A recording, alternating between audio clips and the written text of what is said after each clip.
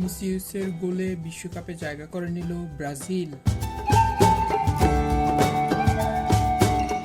বিশ্বকাপের টিকিট ঘরের মাঠে কোচ কার্লো আনচেলত্তির অভিষেক এবং নিজেদের শক্তি প্রদর্শনের জন্য আজ পেরুগুয়ের বিপক্ষে ম্যাচটি ব্রাজিলের জন্য ছিল মহাগুরুত্বপূর্ণ।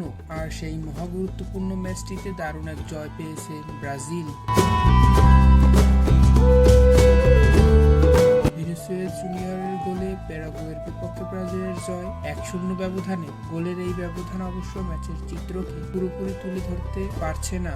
বাস্তবতা হচ্ছে আগের ম্যাচে ইকুয়েডরের বিপক্ষে নরবরে থাকা ব্রাজিল এই ম্যাচে দারুণভাবে ঘুরে দাঁড়িয়েছে, উপহার দিয়েছে গতিময় ও আক্রমণাত্মক ফুটবল।